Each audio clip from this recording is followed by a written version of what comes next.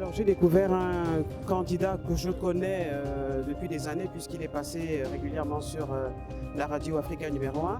Et à mon avis, c'est l'un des candidats les plus sages et qui connaît très bien dans le fond et dans la forme l'histoire de la RDC et qui comprend très bien aussi les subtilités de l'actualité internationale.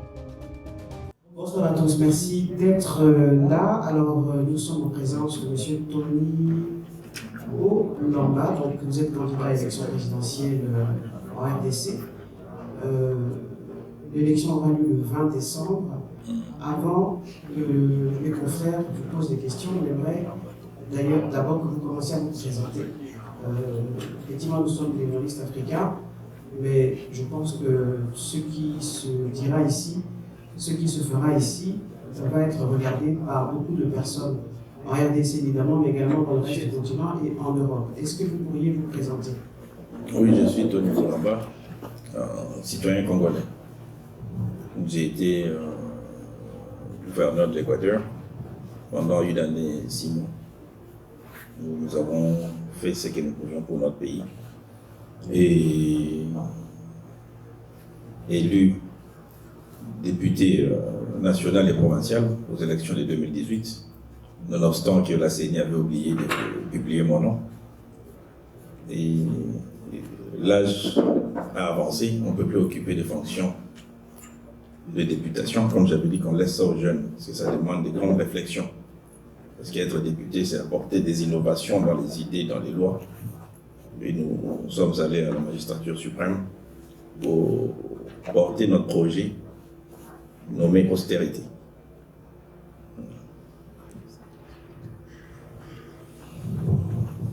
Alors moi, ce qui m'intéresse, c'est votre personnage. Mon personnage. Voilà, vos ambitions, enfin votre parcours déjà, pour qu'on vous connaisse mieux. Et ensuite, quelles sont vos velléités en fait? Est-ce que c'est une façon de prendre une revanche en tant qu'homme politique? Non, madame, moi je ne suis pas quelqu'un de revanchard, parce que dans la revanche, on n'obtient rien.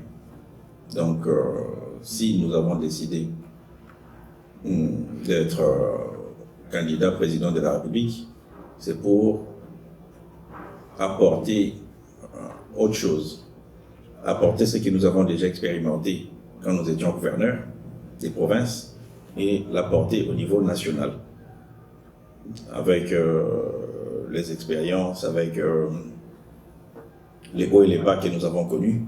Donc, nous avons une sorte d'approche différente pour améliorer la cité. Donc, il n'y a pas de revanche personnelle. Pourquoi commencer votre campagne en France? Oui, merci Madame Liki. J'ai commencé ma campagne en France, qui est une sorte d'échantillon de la diaspora, parce que depuis longtemps, je me suis toujours battu pour que la diaspora puisse avoir les droits de voter. Donc, nous l'avons obtenu partiellement, parce que ce n'est pas tous les pays où les Congolais sont représentés qui voteront. Et je suis moi-même issu de la diaspora. Je suis moi-même un produit de la diaspora, donc j'ai quitté la diaspora pour aller, pour faire un retour au pays et être élu gouverneur. Je suis venu dans la diaspora parce que la diaspora congolaise, ou africaine dirais-je, est le premier partenaire économique de nos pays respectifs. La diaspora joue le rôle que l'État doit jouer. Il y a des amis, des compatriotes qui sont en train de venir, que je vois là, tout le monde vient du travail, mais personne ne me contredira que 65, si pas 70% de leur salaire mensuel rentre au Congo pour soulager les souffrances, pour assister des malades, pour enterrer des défunts, raison pour laquelle on n'a pas d'épargne nous-mêmes ici. J'ai entendu un candidat dire que nous, de la diaspora, nous n'avions pas d'adresse au Congo, nous vivons chez nos parents. Tout ça, j'ai répondu, je ne sais pas si vous avez vu la vidéo, je lui ai dit c'est normal, qu'on n'ait pas d'adresse. C'est normal qu'on ne construise pas. C'est parce que tout ce que nous gagnons ici, nous faisons le travail que l'État congolais devait faire. Nous payons les études des enfants, nous soignons les malades, nous faisons le travail social que l'État ne fait pas. Raison pour laquelle il était important pour moi de commencer ma campagne à la diaspora, qui est le partenaire économique, le premier partenaire économique au développement de notre pays. Parce que si nous calculons tout ce que la diaspora envoie à Kinshasa, Matadi, Bandaka, où je peux dire, c'est plus que le budget de l'État congolais, annuellement. Raison pour laquelle je suis venu auprès des premiers partenaires de notre pays pour leur expliquer les plans de l'austérité et que les inégalités sociales dans notre pays doivent cesser. Moi, je trouve inadmissible qu'un ministre puisse percevoir 30 000 $ le mois, alors qu'un militaire au front a 150 $. Je trouve inadmissible qu'un député puisse avoir 21 000 $ le mois, alors qu'un enseignant de l'école primaire qui forme la base même du pays a 100 $ de temps en temps, ou 120 $ de temps en temps. Raison pour laquelle on doit inverser un ministre. Quand moi je serai élu dans les plans d'austérité que nous avons, tout en diversifiant notre économie, les ministres auront un salaire de 3 000 $, un député 2 000 $ pour les députés de Kinshasa. Ceux qui viennent de l'intérieur, ils auront 3 500 $, parce que les 1 500 serviront pour les loyers. Le président de la République aura 10 000 $, pas 2 millions de dollars, pour un pays pauvre comme que nous sommes. Les Sénats, le président du Sénat ou les sénateurs, ils n'auront plus les 50 000 $. Ils auront 5 000 $ parce qu'ils ont pris de l'âge, ils ont plus de besoins que d'autres, des besoins de santé. Raison pour laquelle je suis venu à la diaspora pour leur dire, nous comprenons les efforts que la diaspora fournit pour nous éviter les crises sociales. Nous comprenons ce que la diaspora subit pour leur retour. Et dans les projets de l'austérité, l'argent que nous allons baisser, diminuer dans les salaires des ministres, tout ça, des gouvernements, il y aura une part qu'on mettra pour préparer le retour de ceux des nôtres qui voudront bien retourner au Congo et avec des facilitations, des taxes, des douanes, tout ça pour encourager le retour au pays. Voilà, chose promise et chose due, nous sommes sur Adiroma TV, dans votre émission, ce que nous avons appelé élection 2023. En face de nous, nous avons le gouverneur, l'ancien gouverneur, candidat à l'élection présidentielle, le numéro 7, Tony Cassius Bolamba. Monsieur Bolamba, bonsoir. Bonsoir, Ali. Il faut quand même dire que vous êtes le premier candidat de venir parler, échanger avec les journalistes de la diaspora, à savoir que c'est pour la première fois que la diaspora congolaise va voter. Et donc, vous êtes le premier. Monsieur Bolamba, vous parlez de la présidence. Mais n'oublions pas que les personnes lambda, c'est facile. Mais pas vous. Vous avez eu à gérer. Vous avez des affaires. Là, vous chantez le salaire, vous avez parlé, là, le salaire, le soldat, le militaire et tout. Vous étiez gouverneur à l'Équateur. C'est quoi vos réactions? Est-ce que aujourd'hui, j'entends une chose. Oui. Parce que là, la diaspora, les Congolais sont, n'oubliez pas de choses. Par le Congolais, votre bilan à l'Équateur, si vous montez, vous perdez. La vérité, il faut peut-être comprendre. Vos réalisations à l'Équateur, la diaspora va voter. Nous vous écoutons. Vous savez, Adi, merci beaucoup pour la question. J'estime que la plus grande des réalisations que j'ai faites à l'Équateur, j'ai enlevé le tribalisme. Je reste le seul gouverneur qui avait des ministres du Bas-Congo et du Kasaï dans mon gouvernement. J'ai fait réintégrer l'esprit de la nation aux Équatoriens. C'est la plus grande réalisation pour moi que j'ai faite. Sans parler de la lutte contre la corruption, sans parler de la lutte contre le détournement des deniers publics, sans parler de l'esprit de l'austérité que j'avais mis en place. Je vais dire aux Congolais de la diaspora et d'ailleurs, surtout la diaspora que je regarde en face à travers vous, quand moi j'étais gouverneur, j'ai baissé mon salaire de 15 000 $ à 5 000 $. Et j'ai mis mon gouvernement en austérité dans les plans que j'avais tracés pour l'Équateur.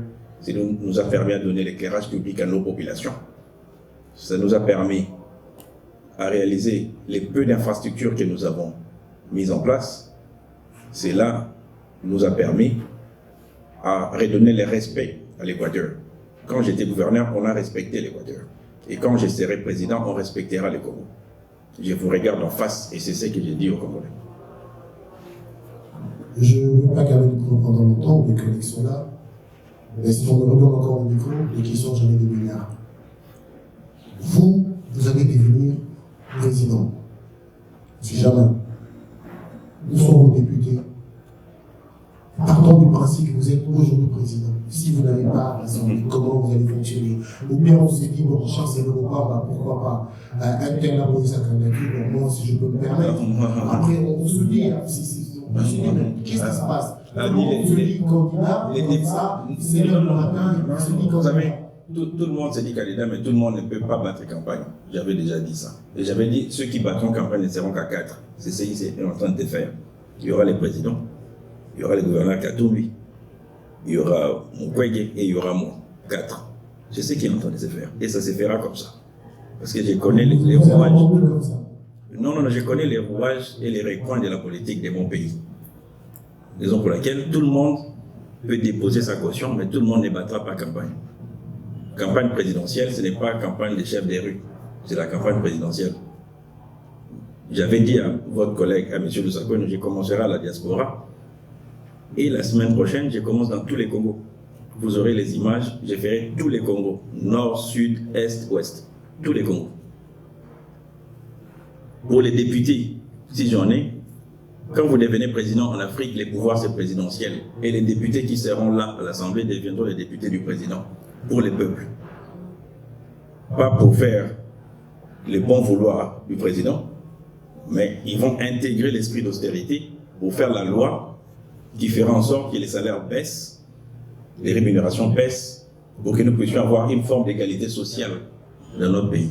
Je parle des choses que moi j'ai expérimentées dans la province. Et on va amener ça au niveau national. Merci. Monsieur Tony Bolamba, c'est une grâce pour la communauté congolaise de l'étranger d'avoir un représentant dans cette course à la présidentielle. Je sais que vous avez déjà osé par le passé déjà apposer votre candidature pour la présidentielle. Alors vous vous êtes arrêté au milieu, mais là vous êtes allé jusqu'au bout. Croyez-vous vraiment que cette élection va avoir lieu? Merci, M. Poulolo, pour la question. Nous avons déposé notre candidature pour la présidentielle parce qu'il y a eu un calendrier qui nous a été présenté par les autorités de la CENI en adéquation avec les gouvernements. Les élections auront lieu dans 19 jours. Au cas où il y a des aléas qui empêcheraient que les élections puissent avoir lieu, nous sommes une nation, nous sommes un peuple, on ne doit pas aller aux élections pour aller aux élections, pour qu'il y ait des morts, pour qu'il y ait des incompréhensions. Si on doit dépasser d'un jour, de 2 jours ou de quelques jours, il n'y a pas de problème. On va patienter. Le plus important est que nous puissions aller aux élections apaisées. Parce que moi, j'entre en campagne au Congo après 1 semaine. Donc j'ai eu le temps de suivre la violence verbale de tous les candidats. Je n'ai pas eu le temps de suivre les programmes parce que je n'en ai pas entendu. Mais j'ai écouté la violence verbale jusqu'à ce qu'il y ait eu un mort il y a quelques jours lorsque le gouverneur Katumbi était en campagne à Kindu. Après 1 semaine, je n'ai rien entendu de concret qu'on propose aux Congolais. Je peux, permettez-moi de revenir, moi je leur ramène les plans d'austérité. Aujourd'hui, ce qui peut sauver les pays, on doit, comme on dit dans nos jargons de Kinshasa, il faut tout serrer ceinture. Je n'arrêtais pas de dire ça à Nicolas Kazadi depuis le mois de mars, le ministre des Finances. Je lui ai dit que vous étiez le plus mauvais ministre des Finances que le pays n'a jamais connu. On a vendu 2 fois les bons du trésor du pays pour payer les salaires. Et je lui avais dit, tout ce que j'ai dit c'est dans mon tweet, et c'est là. Au mois de mars, je lui ai dit jusqu'en décembre, le dollar sera 275. je pense qu'on est à 275. Parce qu'il n'a pas pris les mesures nécessaires pour nous empêcher cette inflation à grande échelle. S'il n'y a pas d'élection, on va patienter. Après, on finira toujours par aller aux élections. Mais le plus important, il ne faut pas qu'il y ait des morts. Parce qu'il ne faut pas que nous puissions avoir les pouvoirs avec les sangs. Parce qu'il y a eu beaucoup de morts au Congo. Beaucoup trop de morts au Congo. Il y a certaines personnes qui veulent arriver au pouvoir après des morts. Ça, ce n'est pas ma politique. Si on doit patienter 1 jour de plus, 2 jours de plus, le Congo est né des consensus de toutes les façons. C'est un pays qui est né des consensus. Depuis la table ronde, on a été dans les consensus. On a fait combien de dialogues dans ces pays-là pour apaiser la situation. Le plus important, les élections apaisées, c'est ce qui m'intéresse. Avoir les pouvoirs pour les pouvoirs, après les 100, ce n'est pas très intéressant pour diriger un pays. Monsieur Bolamba, c'est M. Blaise Kapambi. Je voudrais vous poser une question directe. Oui. Vous avez choisi de briguer la présidence de la République. Oui. Selon les chiffres actuels qui ne sont pas réels, la RDC c'est plus ou moins 100 millions d'habitants. C'est un pays qui est en guerre depuis plus de 30 ans. Aujourd'hui, il est difficile de trouver des Congolais de bonne qualité. Il suffit d'allumer la télévision, d'aller sur les réseaux sociaux pour voir quel type de Congolais nous avons aujourd'hui. J'ai l'impression que tous les candidats mettent à la une des chiffres. On parle des milliards qu'il faut générer, on parle des infrastructures, mais on ne parle pas de l'homme, qui doit être au centre de tout ça. Pensez-vous sincèrement qu'en générant des milliards, on peut arriver à améliorer la situation du Congo tant que le Congolais lui-même est de mauvaise qualité? Et si jamais demain vous aviez la chance d'accéder à la magistrature suprême, par où commencerez-vous? Quel sera votre premier chantier? Merci, M. Kapambi, pour la question. Non, dans les plans d'austérité, on a d'ailleurs mis l'homme au centre. Parce que dans un pays où l'injustice sociale persiste depuis longtemps, c'est que l'homme est négligé. Parce qu'au moment où on parle, il n'y a que 10% des gens qui détiennent la richesse du Congo. Ce sont les mêmes personnes. Ils étaient ministres hier, ils font la guerre, ils redeviennent Premier ministre, ils escroquent ici, ils sont ministres demain, ils arnaquent là, ils sont DG, PCA là. Dans les plans d'austérité que nous devons mettre en place, quand j'ai dit que les enseignants et les salaires, la base d'un État, c'est quoi? C'est la famille. Aujourd'hui, les Congolais essaient qu'il est devenu parce que la famille n'existait plus, la base n'existait plus. Quand les parents n'ont pas de salaire, n'ont pas d'argent, les enfants prennent les dessus sur les parents. Les parents ne savent plus donner des ordres parce que les enfants sont plus riches que leurs parents. Ça détruit les tissus du pays. Aujourd'hui, nos parents qui sont pensionnés, on voit les pensionnés ici en France, nous sommes en France. Ils vivent bien, ils partent au Maroc, ils partent dans des vacances. Les retraités, si on dit. Nos parents qui sont retraités, dans les plans que nous devons mettre en place, donc il y aura l'échelle de répartition des richesses. Moi, je l'ai expérimenté. Ce que j'ai dit, je l'ai expérimenté. Quand j'étais dans la province, il y avait l'argent. Parce que nous avons su répartir les richesses de la province à tout niveau. Et cet argent-là, nous l'avons pour investir dans l'éducation, donc pour faire améliorer l'instruction de l'homme congolais. Nous allons investir en payant les salaires nécessaires aux professeurs, aux enseignants, pour que l'éducation des bases soit rétablie, en payant des salaires aux parents, pour que l'autorité des parents soit rétablie. C'est ça, l'ossature même du pays. Donc, dans les plans d'austérité que nous avons mis en place, on n'a pas oublié l'homme congolais. Parce que tout tourne autour de l'égalité sociale. Et l'égalité sociale chez nous, au Congo, pour l'avoir, nous devons éradiquer certains avantages que certains Congolais qui se sentent privilégiés de ces pays-là ont. Je sais que ces Congolais ne m'aiment pas. Pour moi aussi, ils savent que je ne les aime pas. Donc c'est pareil. On ne peut pas laisser les pays continuer comme ça. Moi, j'ai été gouverneur. Un jour, je reçois un groupe de gens, des autorités, des soi-disant autorités ou notables de ces pays chez moi. Bon, Madame Bieke ne parle pas lingala, tout le monde parle lingala ici. Hein. Bon, moi, là, je vais interpréter. Oh, l'enfant, comme tu es devenu un dirigeant, il faut tout tirer à bateau dans les bazar. Il faut laisser toujours ces gens-là tels qu'ils sont. Mais je les regarde vraiment. Donc je me dis, donc c'est ça la nouvelle qui vous êtes venu, allez sortir de chez vous. Après ils disent que je suis fou. Il ne faut jamais aimer la justice. Donc on est humain. Qu'est-ce qui se passe chez nous par exemple à l'Équateur? Un groupe de gens ont pris la province en otage.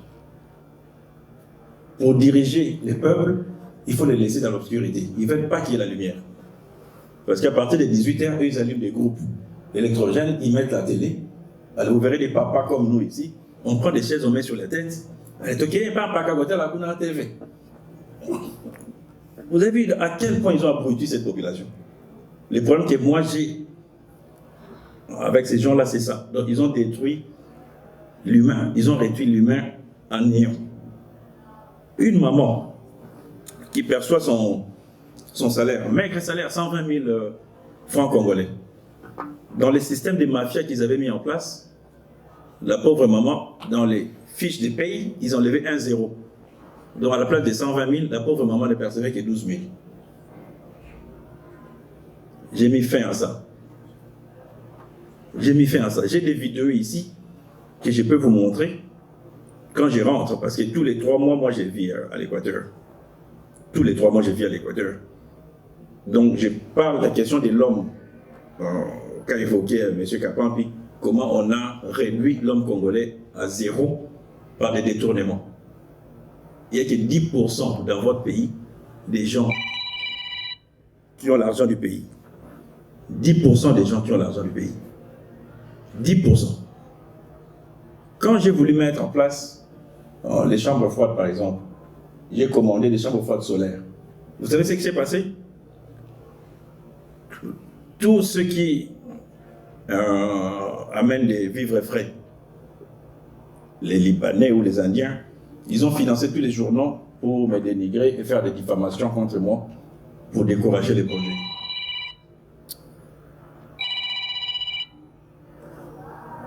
Pour décourager les projets. Mais je n'étais pas fatigué. J'ai continué dans les projets que nous avons laissés. Mais depuis que je suis parti, les projets du parc solaire, parc éolien, c'est resté en berne. Personne ne s'en occupe parce qu'on veut laisser l'homme dans les noirs et continuer à mater ces gens-là. On a mis l'accent sur l'homme, pour conclure, pour revenir à ce que M. Kapampi a posé comme question. On a mis l'accent sur l'homme. Tout se fera partie de l'austérité. L'austérité va engendrer l'égalité sociale. L'égalité sociale va rétablir les ordres dans les familles. L'égalité sociale va rétablir l'ordre dans l'éducation. Ça, c'est la famille. Et l'ordre dans l'instruction, ça, c'est les écoles. Voilà. Quel sera votre premier chantier? Mon premier chantier, c'est ça. J'arrive, je mets directement les pays en austérité. Il y a pas, je ne vais pas vous amener une Bible comme d'autres disent, il faut 16 milliards pour... On n'a pas besoin de Bible. Ce qui me fait rire des fois au Congo, je me réveille un matin, je regarde à la télé, ah non, l'Union européenne vient de faire un don de 2 millions d'euros pour rétablir l'eau. Et le soir à 18h, quelqu'un m'appelle, ah, oui, Nani, oui, il va 10 millions. Il nous a 10 millions. Donc, on nous a fait un don de 2 millions, mais il y a des individus par jour qui volent 100 millions. Mon premier chantier, quand on fait les plans de l'austérité, les magistrats seront bien payés au Yibi Bakangiu. Donc tu n'auras plus moyen de les corrompre. Parce que les magistrats lui-même ont déjà l'argent. Tout partira de l'austérité pour rétablir l'égalité sociale. Dès qu'on remet en place l'égalité sociale, c'est là qui boostera notre pays. Mon premier chantier et mon dernier chantier et mon chantier de tous les jours, ça sera l'austérité. Je ne vous amènerai pas une Bible pour dire qu'il faut 16 milliards pour arranger les cours. L'argent qu'on cherche est là. On n'a pas besoin d'aller chercher l'argent à FMI, Banque mondiale. L'argent là est détourné tous les jours. On construit des immeubles, on épouse 5-6 femmes. L'argent là est là, au Congo. Je suis toujours sur mon sort, monsieur le gouverneur, oui. Parce que l'homme Laissez-les un peu continuer. Je ne vais pas terminer. Oui, bien sûr. Non, laissez-les. Excusez-moi. Oui. Donc, je dis que je suis toujours sur ma soif parce que la qualité de l'homme, c'est ce qui fait la grandeur d'un pays. Oui. Et aujourd'hui, le Congolais que nous voyons, Mhm. c'est un Congolais qui est de mauvaise qualité parce qu'il n'a pas reçu la bonne formation. Aujourd'hui, on se réjouit d'avoir la gratuité de l'enseignement, par exemple, mais c'est quel enseignement? Oui, mais c'est Les ça. programmes, si vous permettez, Je vous en prie, je vous en prie. les programmes ne sont pas en adéquation, ne sont pas plutôt en adéquation avec les besoins réels du développement du pays. Tout est décalé. On envoie les enfants, on dépense des milliards pour former des gens incomplets, incompétents, qu'on met sur le marché de l'emploi et qui ne savent pas, que quelqu'un qui a un diplôme d'informaticien, qui ne sait pas allumer un ordinateur, par exemple, mais il a passé 5 ans, il a fait payer l'argent à ses parents, il est dans un bureau, il ne sait pas allumer un ordinateur. Mais c'est ça ce que j'ai dit, mais permettez-moi de vous interrompre, s'il vous plaît. Quand on mettra notre plan d'austérité en place, les enseignants, les professeurs seront mieux payés et on leur exigera le travail de qualité aussi. Rémunération, travail de qualité. Les parents, les familles seront plus stables. Parce que l'école, c'est une bonne chose. Mais l'école ne fait que compléter l'éducation que nous recevons chez nous à la maison. L'instruction, on complète. Donc nous venons avec nos bases à la maison, école primaire chez nous, secondaire, université. Donc maintenant les bases même, les familles n'existaient plus, on a détruit les familles. Comme les familles n'existaient plus, c'est toute une chaîne et ça suit.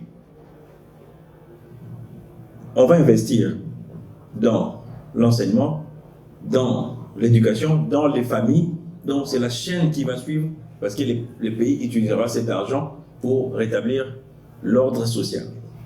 Le plus important, c'est rétablir l'ordre social et tout suivra. Voilà. Et M. Norbert Joe, une question à 3 volets. Commençons par le passé. Oui. Parce que votre passé, comme gouverneur de l'Équateur, ne va pas vous échapper. Oui. Très bon passé.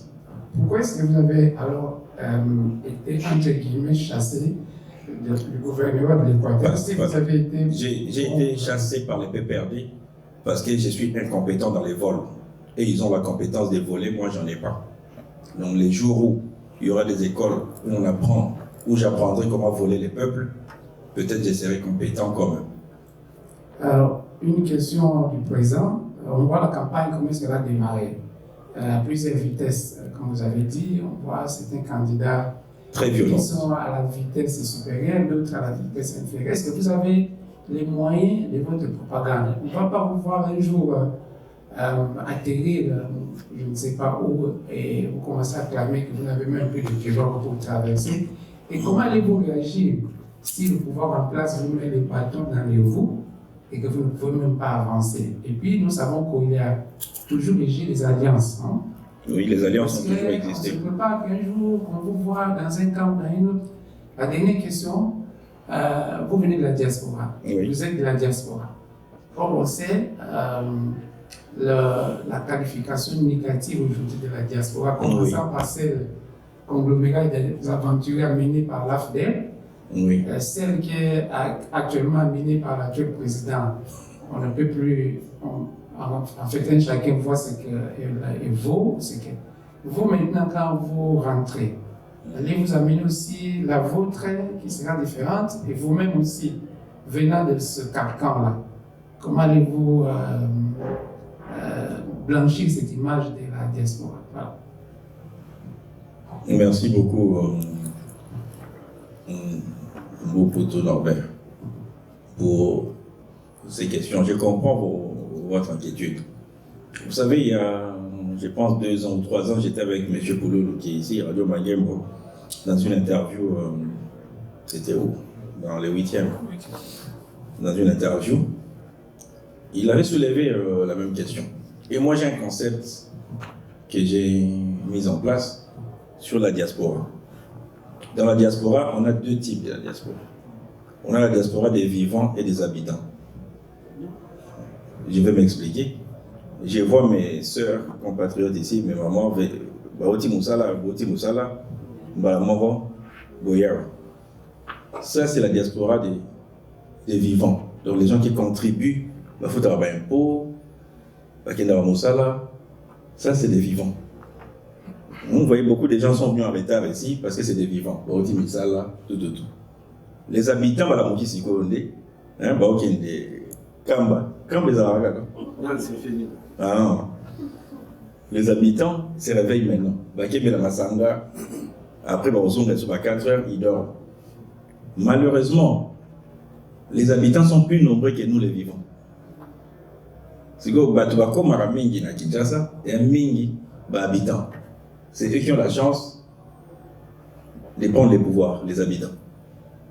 Quand un habitant prend les pouvoirs, il appelle Baninga na Masanga et Banganda, raison pour laquelle les pays a une mauvaise image de nous. Mais les vivants, je vois mon aîné qui est ici, lui il est médecin. Donc on a beaucoup, vous savez, vous connaissez les avions bombardiers, tout le monde connaît. Celui qui dessine les avions bombardiers, c'est un vieux Zaïrois au Canada, un vieux Congolais. Donc on a des compétences dans le monde, on a vraiment des compétences. Mais des vivants, mais ils ne sont pas nombreux. Mais les habitants sont plus nombreux que nous. Donc dans la diaspora que nous aurons, on aura la diaspora des vivants. On n'aura pas la diaspora des habitants. Donc c'est ça pour répondre à votre question. On a deux diasporas. Il faut toujours dire aux gens, on a deux diasporas. Donc là, vous faites allusion par rapport à cette diaspora qui est autour du pouvoir actuel. Non, mais moi j'ai toujours dit que les présidents n'étaient pas bien entourés. Je l'ai toujours dit. Pourtant, moi, je suis parmi les fondateurs de l'Union Sacrée. Parmi les pionniers de l'Union Sacrée. Et je me suis retiré parce que c'était devenu une sorte de blanchisserie des voyous. Donc, vous volez l'argent comme les Willy Bakonga, l'argent des écoles des enfants. Bon, vous pouvez voler même l'argent de tout ce que vous voulez. Mais l'argent pour l'éducation des enfants, et vous venez, vous fouillez, on vous arrête à Brazzaville, on vous ramène à Kinshasa, et vous allez dans la blanchisserie Union Sacrée.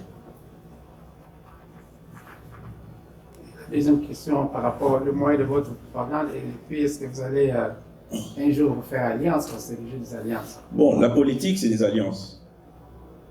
Ou la vie en général. Il y a des alliances entre un homme et une femme, il y a des alliances entre les amis. Si nous voyons que la situation demande que l'on fasse alliance avec tel groupe ou tel groupe, ça peut se faire. Mais nous avons tous les moyens pour faire notre propagande. En tout cas, tout.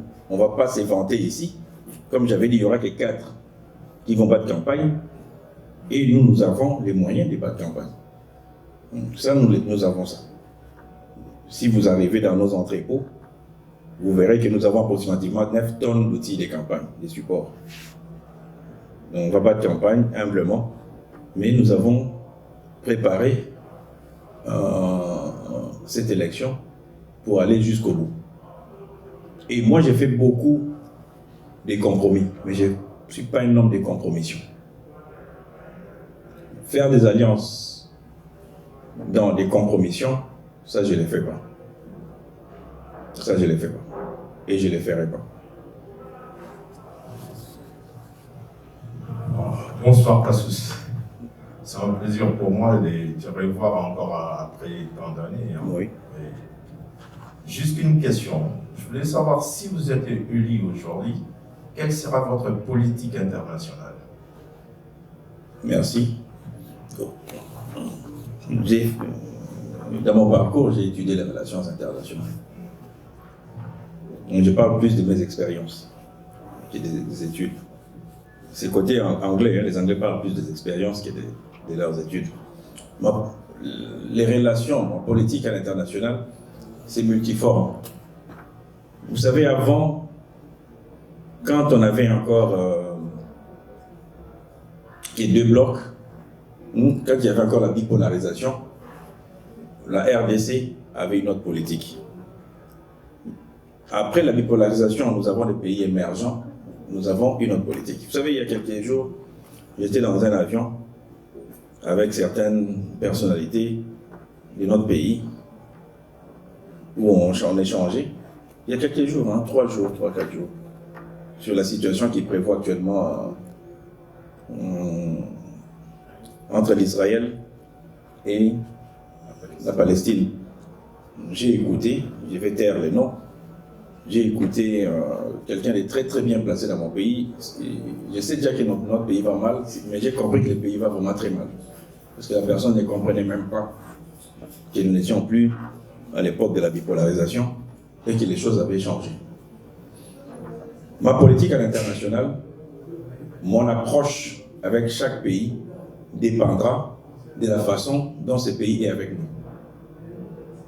C'est ça la politique que je vais mener à l'international. Ceux qui sont bien avec nous, nous saurons comment mener notre politique avec eux. Ceux qui ne sont pas bien avec nous, nous saurons comment mener notre politique avec eux. C'est comme ça que je mènerai ma politique à l'international. Tout en, on ne va pas ignorer que la RDC a 9 pays voisins. Donc c'est déjà un problème parce que nous avons 9 pays voisins. Et la RDC a une place géostratégique particulière dans le monde. Peut-être que les gens ne le savent pas, nous ne sommes pas n'importe quel pays. Géostratégiquement, nous sommes un pays très très complexe. Au fait, on fait des guerres par procuration chez nous. Parce que nous ne sommes pas n'importe quel pays. Quand certaines forces se battent, leur champ de bataille, c'est la RDC. La guerre économique, il n'y a pas que la guerre militaire, il y a la guerre économique, il y a plusieurs types de guerres. Donc les relations internationales, ce n'est pas seulement la diplomatie, mais c'est tout ce qui englobe la situation géostratégique, la situation économique. Donc nous aurons des approches par rapport aux relations historiques aussi que nous avons avec les gens. Par exemple, avec la Belgique, nous avons une relation historique très poussée. Avec les États-Unis, nous avons une relation historique très poussée. Avec la France, nous avons des liens. En fait, chaque relation avec chaque pays dans le monde a sa particularité. Donc, nous mettrons en place une politique internationale en adéquation avec les relations particulières que nous entretenons avec chaque pays. Voilà ce qui sera ma politique à l'international. Allez-vous tenter l'expérience, l'approchement avec le Commonwealth? Moi, je viens de l'autre côté de mon est très intéressé pour voir. Oui, j'ai des amis dans le conservatif avec qui on s'est rencontrés dans des réunions dans les partis conservatifs. Comme j'ai des amis à droite, parce que moi je suis membre fondateur des Républicains. Ici en France, on parle d'ici en France. Donc, qu'on soit membre du Commonwealth ou membre de la francophonie, pour moi ça porte peu. L'important est que ce que nous faisons pour notre pays, c'est le plus important. Les alliances linguistiques, pour moi, nous avons déjà notre langue lingala, qui est une des plus belles langues en Afrique. Ce qui m'intéresse, c'est comment les Congolais doivent se développer. Parce que les gens parlent beaucoup du Congo sans parler des Congolais. Et les gens aiment beaucoup les Congos, sans aimer les Congolais.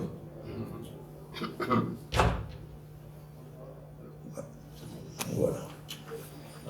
Moi j'ai une question sur, M. Bolamba, j'ai une question sur votre thématique de campagne, l'austérité. Je voudrais voir un peu plus clair. Enfin, l'idée générale, c'est de dire, je vais diminuer les salaires de vos fonctionnaires et tout ça. Les trains de vie. Les trains de vie de l'État. Mais là, on est sur un budget de 16 milliards. Ça n'existe pas. Les 16 milliards, c'est les mensonges de Nicolas Kazadi. Donc, je l'ai toujours dit. Vous pensez que il mentait au président. Vous pensez que c'est beaucoup moins que ça? On peut tout. Quand vous ne pouvez rien faire avec 100 $, vous ne pouvez rien faire avec 1 $. J'y arrive. Supposons que le budget de 16 milliards est réel. Pour un pays comme la RDC, c'est vraiment très peu de choses. Oui, c'est minime. Dans ce que vous racontez là, vous allez, avec un budget qui est insignifiant, vous allez essayer de faire de la justice sociale, mais ça ne marchera pas. Ça ne marchera pas. Vous aurez besoin de beaucoup plus d'argent que ça. Et moi, ce qui m'intéresse, c'est vraiment que vous clarifiez certains points de votre politique économique. C'est comment vous allez faire pour augmenter les budgets de l'État, pour amener un peu plus de croissance dans ce pays-là, la première année de votre présidence éventuelle? Merci beaucoup pour la question. Comment on va faire pour accroître notre budget national? C'est simple. J'évoquais ici tantôt, dans les plans d'austérité que nous avons mis en place, quand un magistrat, un auxiliaire de justice est bien payé, il va lutter contre la corruption. Ceux qui vont voler l'argent de l'État iront en prison, donc il n'y aura plus de récidivistes. On peut avoir même plus que 16 milliards de budget, mais cet argent-là est volé à la source. C'est un ancien gouverneur qui vous parle. Cet argent est volé à la source. Il y avait un pont chez nous, vous êtes des Bandaka, les ponts de Bessengue, là, au marché de Bessengue. Ces ponts-là, pendant 5 ans, on changeait toujours des rubriques. Année au moment, on a pont de Bessengue, 1,5 million. Année prochaine, pont de Bosengue, 1,5 million. Année lundi, pont de Bassengue, 1,5 million. Un jour, l'argent arrive, on vient me voir, pour les mêmes ponts. Oh non, gouverneur Mbongo va prendre un affonnaire et tout ça, mais tout on apporte. C'est quoi tout ça, toute la journée, mon téléphone n'a pas arrêté de sonner. Et ma papa au Boébi. Mon amouana, je vais traduire en français après. Ah, boni moana. J'ai dit, malade mon papa. Ngaï, Nazar, Béawa. Maman, on a eu quoi que de Dubaï, ça à 50 000 dollars. Alors, il bon, papa Mbongo, ils étaient. Ah, mais bisous, tu veux qu'il faut l'air et tu n'as qu'un million. Mais la paix, ça, il va ton rapport. Ah, on a sur mon grand frère dans la docteur. Abi moi, on a un poli. Avant de me coloder. Alors, le bâtiment, il n'a pas il y a Boyaki. Donc, pour lui, l'impolitesse, c'est parce qu'il a refusé qu'on partage l'argent du peuple. Dès qu'il voit, voyez ces garçons-là, il est orgueilleux. Tout ça, c'est parce que je ne veux pas qu'on vole l'argent du pont. Si je reviens à sa question, l'argent là est là, mais c'est volé à la source. Pour aller à plus de 16 milliards, quand on va commencer à arrêter ces gens-là, la lutte contre la corruption, c'est difficile. Moi, j'ai failli être assassiné à peu près 6 fois, plusieurs tentatives d'empoisonnement, pardon. Mais on voulait que l'Équateur puisse se relever. On a fait ce qu'on pouvait faire. Alors, si les piliers de votre politique, ça va être ça, la lutte contre la corruption, quels sont les moyens que vous allez vous donner pour mener cette lutte? Les moyens, si je reviens, c'est que mon frère a dit ici, c'est l'homme. Quand l'homme a sa rémunération correcte, quand l'homme est bien traité, il va donner des résultats. Il fera un travail des résultats. Vous savez que ça ne suffira pas.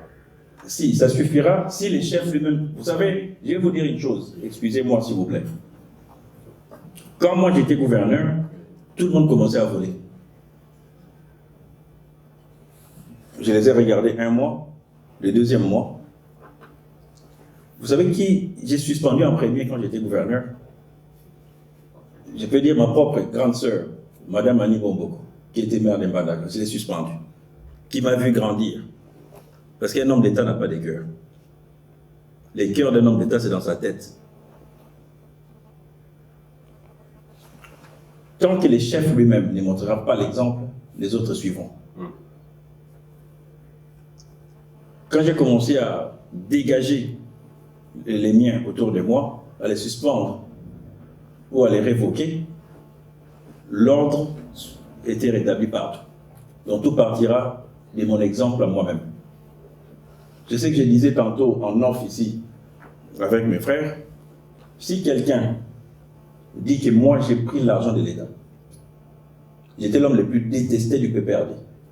Donc si j'avais volé $1, ça serait une fête totale au PPRD pour venir m'arrêter. Aujourd'hui, les gens parlent de l'IGF. Mais moi, je suis le bon client de l'IGF. Chaque mois, l'IGF venait me contrôler. Pour voir si j'ai volé, pour qu'on m'arrête. Puisque l'argent qui servait au partage, hein, les butins, moi j'appelais ça les butins des guerres des parents de la mafia, les parents ne recevaient plus de butins. Donc ils se sont dit, donc, comme nous, on n'a plus de butins, c'est que c'est cet enfant qui vole. Alors moi, chaque mois, on me lâchait l'IGF.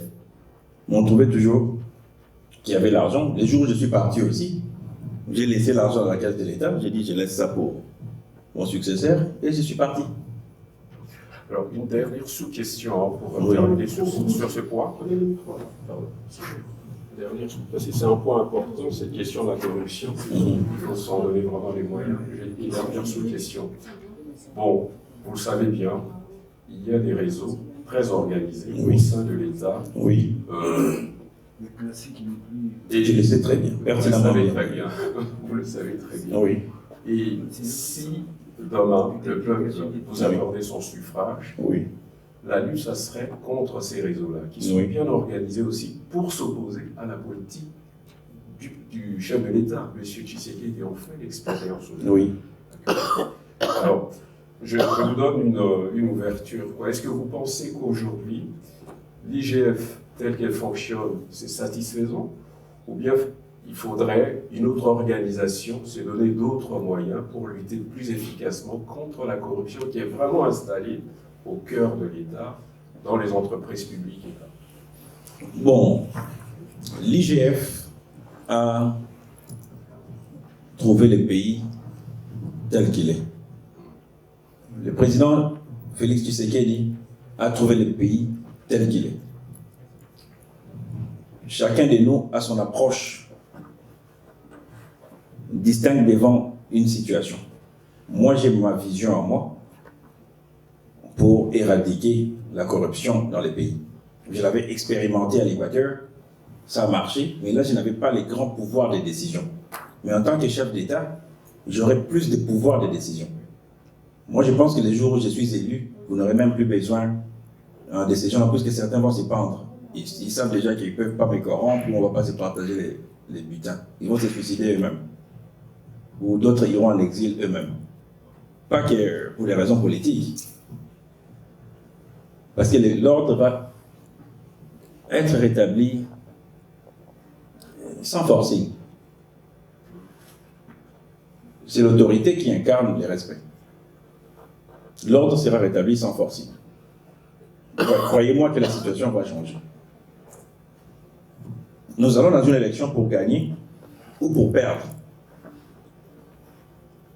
Parce que je vois tout le monde va aux élections. Non, je vais gagner, je vais gagner. Moi, je vais toujours dans les deux sens. Je peux gagner comme je peux perdre. Au cas où nous gagnons, nous mettrons ça en place. Au cas où nous perdons, dans la semaine qui suit, je suis en train de proposer la charte de l'austérité à tous les candidats. La première des conditions, d'ailleurs, condition sine qua non, si demain on va faire une alliance ou on va faire des pourparlers, dans un cas ou dans un autre, ou ceux qui voudront bien venir dans mon camp, si le président Tshisekedi vient me soutenir, il est le bienvenu. Si le gouverneur Katouri vient me soutenir, il est le bienvenu. Dans les deux sens, dans l'inverse, on ne va pas seulement penser dans un sens, si demain je dois les soutenir, on se connaît. Si demain je veux soutenir l'autre camp, on se connaît nous tous.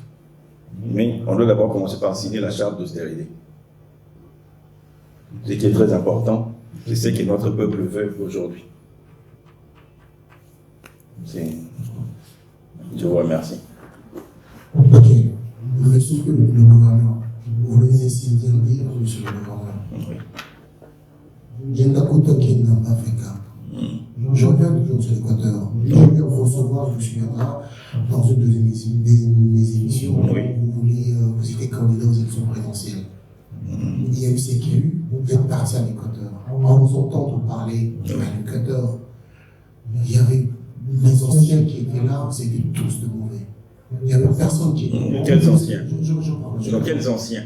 Les anciens. Parce que les anciens gouverneurs. Non, les anciens. Je parle des anciens. Quand on parle des anciens, on dit les Biaka, l'Équateur. Chaque va nous appeler, c'était juste pour demander. Donc il n'y avait pas des anciens, le Biaka et le Biaka, qui vous donnaient conseil apparemment, ils demandaient pour l'argent. Donc il y avait. Dans tous ces grands-là, c'est vous le mec le plus grave. C'est vous, la Sainte Vierge qui touche. Vous ne m'avez pas bien suivi. C'est très important. Quand vous parlez, je suis arrivé là-bas, alors on a besoin d'éclaircissement. Vous m'avez pas bien je suis arrivé à l'Équateur, oui. Gouverneur, j'ai trouvé que papa, tout ça, on nous entend, on vous écoute. Ça, c'est la première. La deuxième, aujourd'hui, la CENI vous accorde, votre candidature est acceptée. Oui.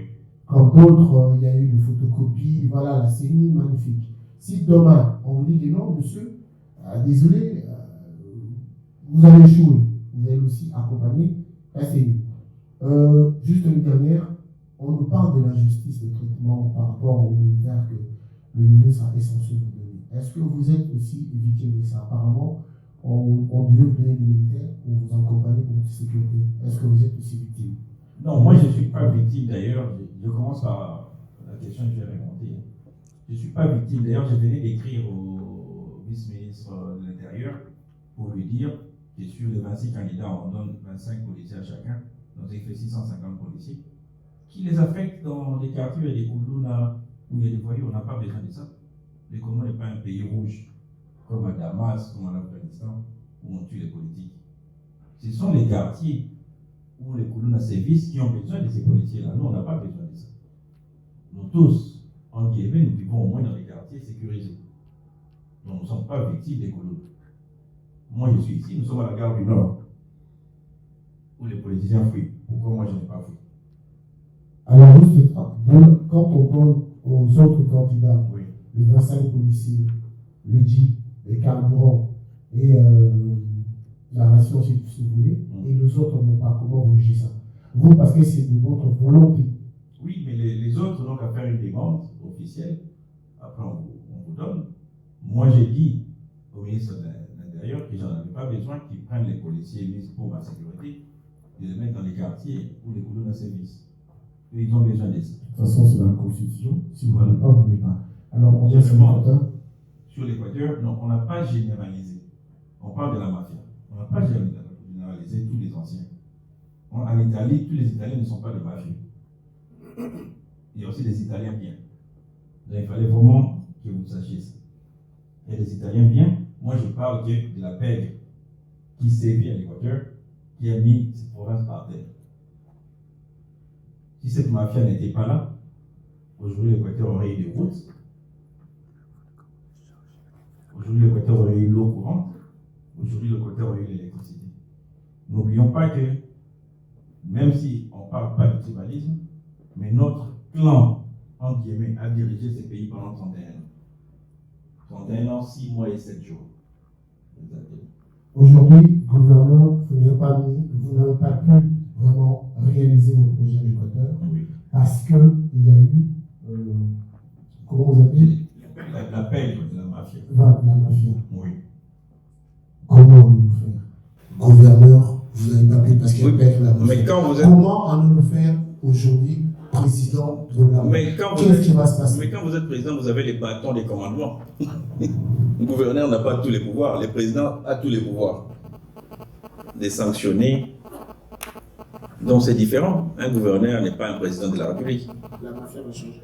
Non, la mafia va changer d'elle-même parce qu'il y aura les bâtons des commandements général qui sera là.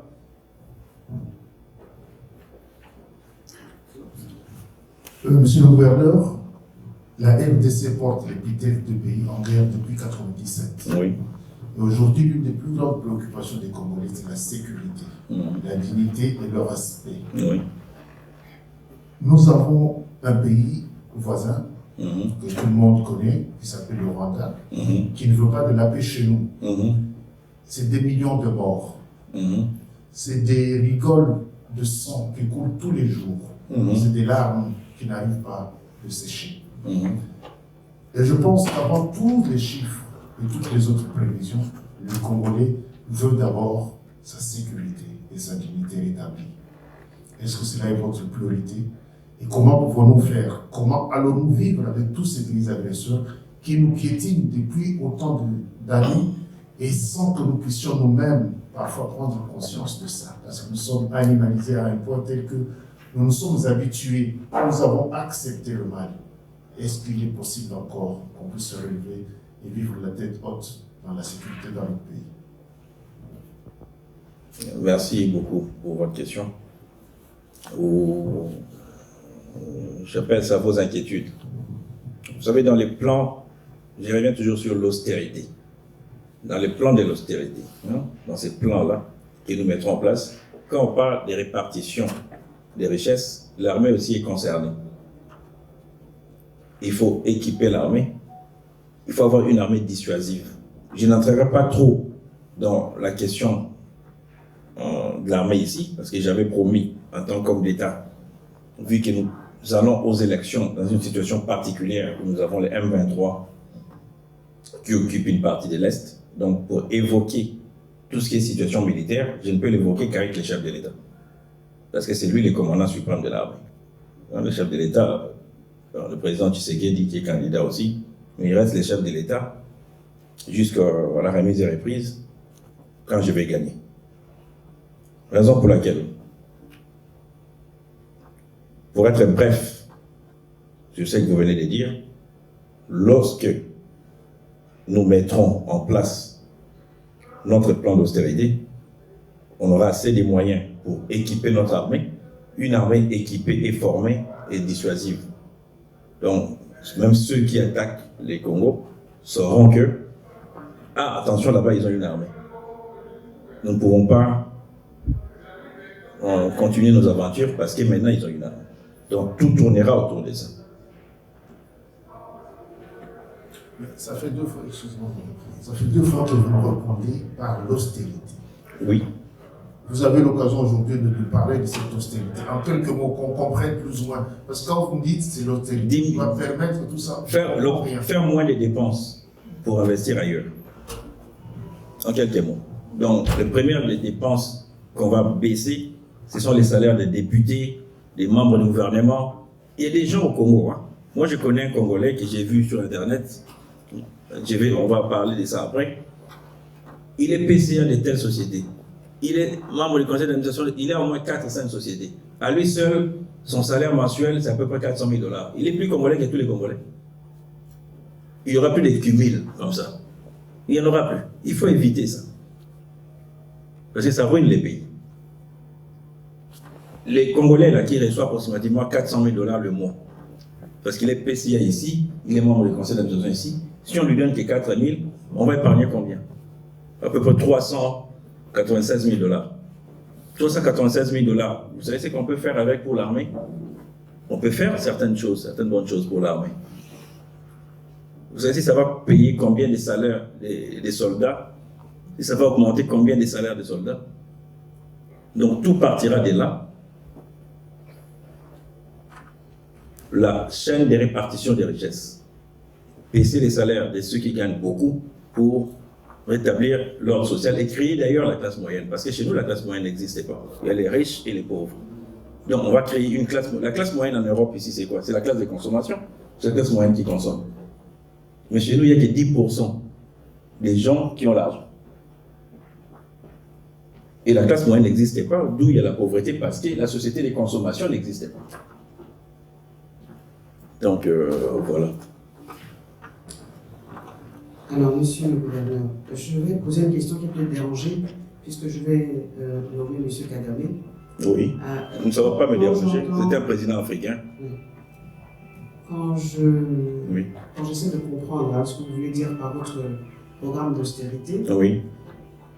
En fait, j'ai l'impression que vous voulez être une version, on va dire, angélique de M. Kagame, sauf que le Rwanda, c'est un petit pays et la RDC, c'est un continent à lui tout seul. Est-ce que si cela arrivait, si vous êtes président, vous n'allez pas avoir beaucoup d'ennemis qui n'ont aucun intérêt à ce que la RDC sorte de ce marasme dans lequel il se trouve depuis des années? Et puis l'autre question, comment expliquez-vous que, alors qu'on se mobilise beaucoup pour le conflit israélo-palestinien, comment expliquez-vous que depuis des années, la RDC peine à faire entendre au monde qu'il y a un génocide qui se passe depuis des années en RDC? Qu'est-ce que vous comptez faire par rapport à ça? Merci beaucoup, Madame Dieki, pour ça. Le président Paul Kagame, c'est un président africain. Il a sa façon de gérer son pays. Et le Congo aussi, c'est un autre pays. Donc moi, je n'évoquerai pas le sujet d'un président africain qui a son pays. Nonobstant que l'on dise qu'on a beaucoup de différends avec son pays, que mon pays a des différends avec son pays. Ça, c'est des 1. et des deux. Vous venez de nous dire qu'on a parlé du génocide, mais ce qui se passe au Congo, on n'en parle pas. Parce que nous n'avons pas un bon lobby pour le Congo. Je vous parle de quelque chose de très récent. Je me retrouve à Washington, là, au moins l'année passée. Par mes réseaux, je tombe sur les rapports du groupe d'experts de l'ONU. Ce que j'ai dit, vous l'aurez sur Internet, il y a là. Quelques temps après, on publie les rapports partiels de ces groupes d'experts. Je vois notre ministre des Communications écrire « Ah, la vérité a fini par triompher. Les groupes d'experts viennent de condamner le Rwanda pour son soutien au M23. » Moi, je suis à Washington. Moi, je l'appelle. Il ne m'a pas décroché. Il n'a pas décroché le téléphone. Après, je lui fais un tweet. Il dit, monsieur le ministre, vous n'avez pas lu les rapports. Dans les mêmes rapports, on accuse notre armée de soutenir le FDLR. Directement, j'ai fait une interview depuis que je suis depuis Washington, où j'ai dit que notre armée a toujours été une armée disciplinée. Les seules fois que notre armée s'est battue à l'extérieur, c'était sur l'égide des Nations Unies ou de l'Union africaine, officiellement. Donc nous n'avons pas de lien avec le FDLR. Mais comme les rapports des experts de l'ONU nous accusent, je demande à notre ministre des Affaires étrangères, Lutumbi, là, et à notre ministre de la Communication, Mouya Yakela, de nier publiquement et de rejeter ce dont on nous accuse. Cela ne s'est pas fait. Dans la même interview, ce que j'ai dit, c'est là. Tout le monde peut trouver ça. Je leur dis, de toute façon, comme les groupes d'experts nous accusent, nous, de soutenir, nous, les Congo, de soutenir les FDLR, accusent les Rwandais de soutenir le M23, la seule chose qui nous reste, on doit parler, un dialogue direct avec les Rwandais, pour lever toute soupçon et équivoque de part et d'autre. 2 semaines après, le secrétaire d'État, Anthony Blinken, est venu chez nous. Il a rencontré les chefs de l'État. Après, il est parti au Rwanda rencontrer le président Kagame. À sa sortie, qu'est-ce qu'il a dit? Il a dit qu'il faut que les 2 pays cessent de soutenir les groupes armés. Pourquoi mon pays n'a pas suivi ce que j'avais dit 1 mois avant? Alors que le secrétaire d'État est venu dire ça après. Actuellement, on nous accuse de soutenir le FDLR. On accuse les Rwandais de soutenir le M23. La seule solution, on va dialoguer. Si on ne parle pas trop du Congo, parce qu'on n'a pas un bon système de lobbying, les autres font les lobbying pour leur pays. Nous, on ne fait pas les lobbying pour notre pays. Pour expliquer réellement ce qui se passe. Nous n'entrerons pas dans les détails ici. Il arrive que je sois dans des échanges avec certaines personnalités dans le monde où j'explique exactement la situation de mon pays. Où j'explique exactement la situation de mon pays. C'est que moi je connais parce que je suis une ancienne autorité. Notre lobbying n'est pas fort. Raison pour laquelle on joue avec nous. Les autres ont un lobbying très fort. Raison pour laquelle, quand il y a des sanctions à prendre, ils sont épargnés. Les autres pays. Mais dans tout ça, dans la situation que nous traversons, nous devons privilégier les dialogues. Nous devons privilégier les dialogues parce qu'il y a des morts pour rien, pour des incompréhensions. Vous savez, dans le monde, moi je parle du concept, moi je ne vis pas toujours pour la raison, je vis des fois pour la compréhension. Il y a quelqu'un qui peut là, vous insulte, la personne vous insulte, vous la regardez, vous la comprenez, même si vous avez raison. Mais vous comprenez. La guerre qui se passe chez nous, est-ce que nous avons compris les pourquoi? N'avons pas signé des accords qu'on n'a pas respectés? N'avons-nous pas dit des choses ou promis des choses que nous n'avons pas respectées? Moi, je n'aime pas condamner quelqu'un directement sans comprendre les pourquoi, quand du pourquoi. Quand je ne comprends pas les pourquoi des camps du pourquoi, je me pose toujours des questions à moi-même et je me donne des réponses à moi-même avant que l'on ne me dise par d'autres canaux.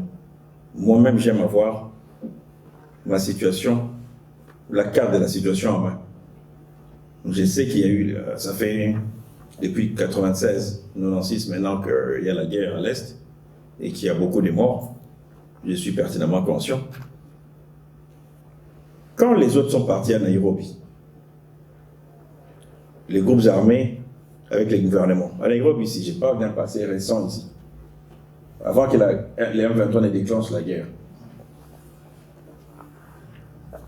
Ils sont partis.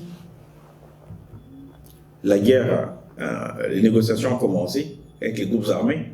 Moi, j'ai fait une tribune, j'ai dit, mais vous allez parler avec les groupes armés. Vous allez parler avec quels groupes armés? Parce que la situation des groupes armés en RDC est multiforme. Nous avons les groupes armés qui, soi-disant, défendent les pays. Nous avons les groupes armés liés aux rebelles qui attaquent les pays. Maintenant, vous allez parler avec qui et pourquoi? Qu'est-ce qui s'est passé? Un homme d'État n'est pas là pour critiquer les mots. Un homme d'État est là pour préparer les mots. Quand notre équipe des négociateurs est arrivée à Nairobi, je pense qu'on est arrivé les mêmes jours à Nairobi. Mais moi, j'allais pour mes affaires personnelles ou j'allais au safari, quelque chose comme ça. On m'a demandé si j'étais venu avec l'équipe des négociateurs. Moi, j'ai dit non, je ne suis pas concerné, je voyage pour moi-même. Je regarde à la télé, j'ai vu que notre représentant du président de la République, on a chassé les membres du M23 de la salle des pourparlers. J'étais avec des amis proches, je leur ai dit, ah, je pense que les M23 ont obtenu ce qu'ils voulaient. Ils voulaient qu'on les chasse pour qu'ils reviennent. Parce qu'en 2014, on a fait la guerre avec les M23, on s'est arrêté en 2012. En 2014, je suis reçu par Mme Barbara Nzimbi dans une interview. Elle me pose la question. Elle dit, maintenant que le M23 est derrière nous, qu'allons-nous faire? Moi, je lui dis, Madame Nzimbi, le M23 n'est pas derrière nous. Le M23 va revenir. Parce qu'on n'a pas fait ce qu'on aurait dû faire. Quand on sort de la guerre du M23, je voulais montrer à Madame Dieki, quand on sort de la guerre de 2014, je savais que le M23 qui est parti en exil, tout ça dans d'autres pays, allait toujours se reconstituer. Gagner une guerre, c'est très facile. Mais rétablir la paix, c'est très difficile. On peut gagner une guerre sans rétablir la paix. En 2012, nous avons gagné une guerre, mais nous n'avons pas su rétablir la paix. Dès que la guerre était finie, j'ai demandé qu'on mette le M23 dans la liste des terroristes pour empêcher que les pays qui les soutiennent puissent soutenir un groupe terroriste. Mais est-ce que notre gouvernement l'a fait? Non. La raison pour laquelle nous vivons ce que nous vivons aujourd'hui. Certains, si je dis que le président Tshisekedi n'a hérité que d'une situation, on va dire, ah, tu es pour lui. Finalement, moi, je ne sais pas si je suis pour qui. Hein. Parce que quand on voulait fabriquer la loi des pères et des mères pour écarter certains candidats, moi, j'étais contre. Parce que je leur ai dit, nous avons 9 voisins. Dans chaque famille au Congo, il y a déjà un métis. Les métissage, ce n'est pas seulement les couleurs blancs, comme mon cousin est là. Les métissage, c'est 2 pays. Moi, je n'ai pas honte de dire, bon, mon épouse est du Congo-Brazzaville. Moitié. Je n'en cache pas. Si je dis que le président Tshisekedi a hérité d'une situation, on va dire que je suis pour lui. Si je dis que la loi des pères et des mères que vous voulez faire, vous voulez balkaniser les pays. Ah, il soutient le gouverneur Katumbi. Finalement, je soutiens qui? Parce que les gens n'ont pas d'arguments. Quand les gens manquent d'arguments, ils sont dans l'affective. Ce que nous vivons aujourd'hui, madame, c'est une situation héritée. On ne sait pas quelles alliances Abdel avait fait quand ils ont chassé les maréchals Mobutu, mais nous payons les prix. Si vous voulez connaître la problématique même du M23, remontons à l'alliance qui a chassé le président Mobutu. Comment les alliances ont été faites? Quelles sont les promesses qui se sont faites? Le président Tshisekedi a hérité malheureusement de cette situation. Je sais que demain ils vont écrire dans les journaux « Ah, Mbappé c'est un bon ». Parce que les gens n'aiment pas la vérité. C'est le cas. C'est le cas. Je ne suis pas un homme d'argent. Je suis un homme de conviction. On a besoin d'argent pour vivre, mais je n'en fais pas une obsession. Ce n'est pas une obsession pour moi. Donc j'ai répondu à oui, madame. Oui. Un instant, dit madame Dieki. Oui. Alors, on parle beaucoup de la RDC comme étant un pays riche mais très pauvre. Oui. Quand je vous suis, quand je vous écoute, en oui. fait, cette pauvreté factice, elle est surtout créée par cette mafia oui. que vous dénoncez. Oui. Ça veut dire que, parce que quand le président Tshisekedi a été élu président, je me rappelle qu'il a fait une tournée pour avoir financement. Alors je ne sais pas s'il a obtenu le financement, mais en fait, finalement ça ne servait à rien. Ça ne servait à rien de faire le tour du monde pour aller chercher des financements qui sont finalement à RDC. Alors, est-ce que vous ne mélangez pas les autres candidats? Justement parce que finalement, on a l'impression que la solution est ailleurs, alors qu'elle est chez nous. Quand je dis chez nous, elle est en Afrique, et qu'il faut arrêter de condamner forcément les puissances occidentales qui sont responsables en fait de la faillite du continent africain et de la RDC. Est-ce que vous répondez à ça? Madame, je vais prendre mon...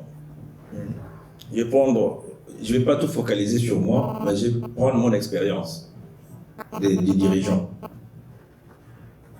Même si vous avez des alliés, est-ce que les alliés vous empêchent de construire un pont, de donner l'eau à votre population? Est-ce que l'Occident a déjà empêché l'Afrique de construire un pont? Le ministre de l'Éducation ici en France, comment il s'appelle encore? Non, de l'Éducation ici. Attal. Le ministre Attal a conseillé, par exemple, à notre ancien ministre Bakoka de voler l'argent du peuple, à son homologue, ou collègue, si je peux dire, non. La faute, c'est nous. Il ne faut pas chercher les diables ailleurs. Les responsables, c'est nous. Raison pour laquelle vous ne me verrez pas dire que le président n'a pas fait ça, le président n'a pas fait ça, le président n'a pas fait ça. Parce que nous sommes tous responsables. Moi, je parle, moi, en tant qu'homme d'État. Je suis responsable de tout ce que le président a fait, en bien comme en mal. De tous les présidents, d'ailleurs, depuis Kassavou jusqu'à aujourd'hui, je suis responsable de ça parce que j'assume tout ce qu'ils ont fait. L'Occident ne nous refuse pas de construire un pont, l'Occident ne nous refuse pas de construire une école, l'Occident ne nous refuse jamais de donner l'eau à nos populations. On ne doit toujours pas chercher des boucs émissaires.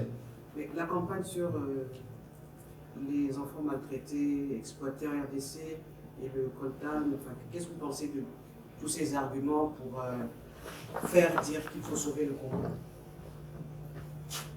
Donc je disais qu'il y a une campagne qui est faite sur les ressources de la RDC, notamment on voit les images de ces jeunes enfants qui vont dans les mines pour aller chercher du coltan. Et il y a une campagne qui vise à sensibiliser justement sur ce qui se passe là-bas. Qu'est-ce que vous répondez justement par rapport à ça? Est-ce que finalement, il ne faut pas rester focus sur le pays, sur les ressources, sur la sensibilisation au niveau des populations, pour dire en fait que ce n'est pas forcément l'Occident qui est responsable de notre situation? Et moi, je voudrais vraiment que vous me disiez comment on peut résoudre la question de ces enfants qui sont exploités dans ces mines de RDC. Merci madame. Pour mettre ces enfants à l'abri de l'exploitation des mineurs, c'est toujours l'austérité. Si leurs parents sont bien rémunérés, ils auront l'argent pour subvenir aux besoins de leurs enfants. Ils enverront leurs enfants à l'école, donc leurs enfants n'iront pas travailler dans les mines. Tout tourne autour des répartitions des richesses d'une façon équitable au pays. Tout tourne autour de ça. Tant que les inégalités sociales et qu'on continue, donc je voulais dire à Madame en français, on restera comme ça. Donc notre destin en Afrique, c'est commun dans tous les pays. Tant que les inégalités sociales vont continuer, on sera toujours comme ça. Moi, j'ai dit à mes entourages proches des fois, je leur dis, moi, je ne suis pas éternel, je sais que je veux mourir un jour. Tant que nous ne rétablirons pas l'ordre social dans ces pays, tant que nous n'avons pas des classes moyennes, parce que je suis en train de répondre à la question de madame, pourquoi, pour les enfants qui travaillent dans les mines, ces enfants sont dans les mines parce que leurs parents sont pauvres. Est-ce que vous avez vu l'enfant d'un ministre travailler dans une mine? Parce que son parent a le temps de voler l'argent du peuple, tout ça. Bon, comme Dieu merci, la majorité de leurs enfants ne sont pas très outillés, ne sont pas des lumières. Tant que les inégalités sociales vont persister, la pauvreté persistera.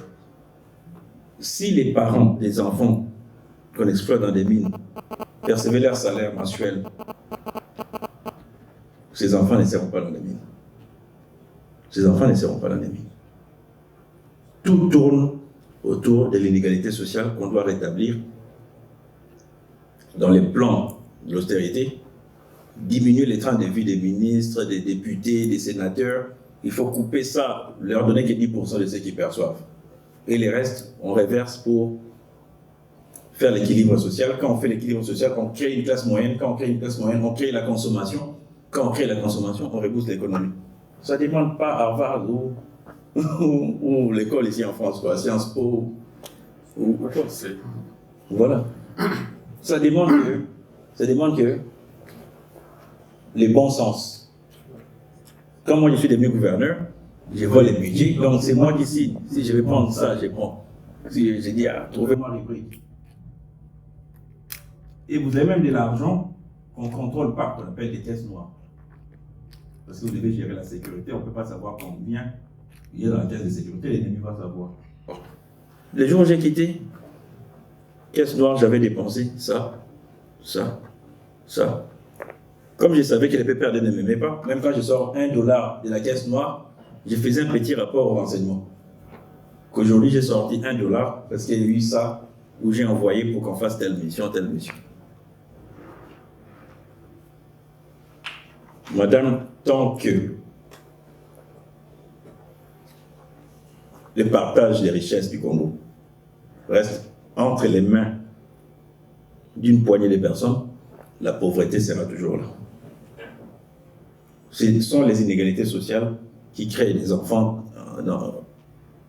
travailleurs des mines, qui créent beaucoup de mots que nous voyons aujourd'hui dans les TikTok, dans tout ça, parce que les peuples, il y a une dépravation des mœurs, parce qu'il n'y a plus de base, il n'y a plus d'éducation. Chez nous, avant, je me souviens, au Congo, je ne sais pas, peut-être au Gabon aussi, quand vous faites quelque chose où vous êtes en train de fumer, un aîné du quartier passe, même si ce n'est pas ton frère, tu te caches. Mais aujourd'hui, il n'y a plus de respect. Il n'y a plus de respect. Parce qu'on a détruit, au fait, la base, on a détruit la famille. On a détruit la famille parce qu'on a appauvri les parents. On met l'austérité en place, on répartit les richesses, on crée la classe moyenne pour la consommation, on rebooste l'économie. On verra que je n'ai rien contre les hommes de Dieu.